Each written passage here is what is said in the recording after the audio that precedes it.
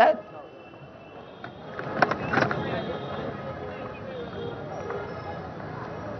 रमेश आजा.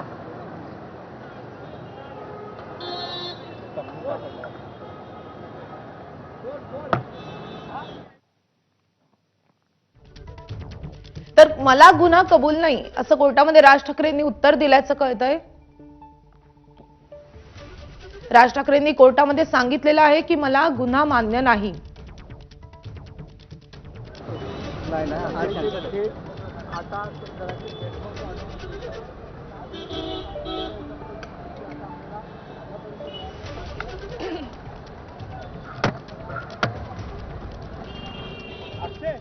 तर राज ठाकरे हे ठाणे कोर्टामध्ये हजर झालेले होते.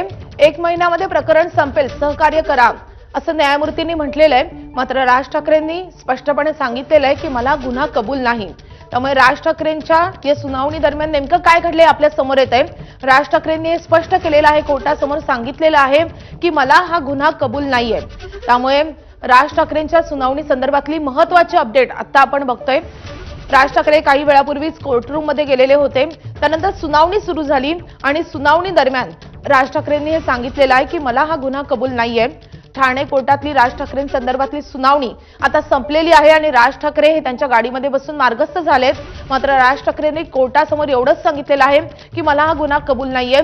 1 महिन्यामध्ये प्रकरण संपेल, त्यामुळे सहकार्य करा असं न्यायाधीशांनी सांगितलेलं आहे. राज ठाकरे आता ठाणे कोर्टामधून निघालेले आहेत. 2008 पासून हे सगळं प्रकरण प्रलंबित आहे.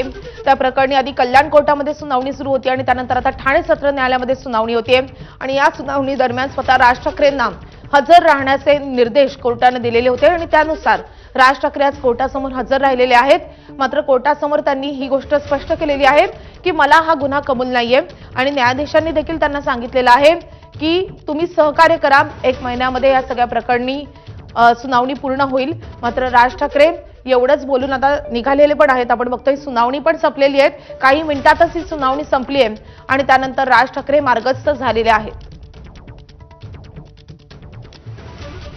2008चं रेल्वे भरती प्रकरण आहे आणि त्या प्रकरणी परप्रांतीयांवरून राज ठाकरे आणि मनसे नेते हे सगळेच आक्रमक झालेले होते. राज ठाकरेंच्या आदेशानुसार त्याला विरोधही दर्शवण्यात आलेला होता आणि त्यानंतर राज ठाकरेंसह काही मनसैनिकांविरोधात गुन्हाही दाखल झालेला होता आणि त्याच प्रकरणी महत्त्वाची सुनावणी आज ठाणे सत्र न्यायालयामध्ये पार पडलेली आहे. मात्र या सुनावणी दरम्यान राज ठाकरेंनी एक गोष्ट सांगितलेली आहे की मला हा गुन्हा कबूल नाहीये आणि त्यानंतर काही मिनिटातच ही सुनावणी पूर्ण झालेली आहे, संपलेली आहे आणि राज ठाकरे हे तिथून निघालेले आहेत.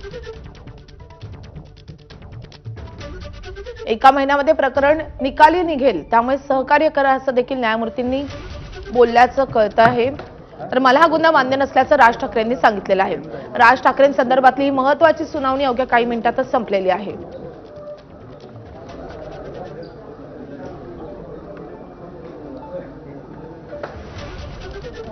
आपण बघतोय राज ठाकरेंचे वकील किंवा इतर वकील या परिसरामध्येच आहेत. राज ठाकरेंच्या सोबत काही मनसेचे प्रमुख नेते होते. त्यासोबतच इथल्या मनसैनिकांनी कोर्टरूमच्या बाहेर मोठी गर्दी केलेली होती.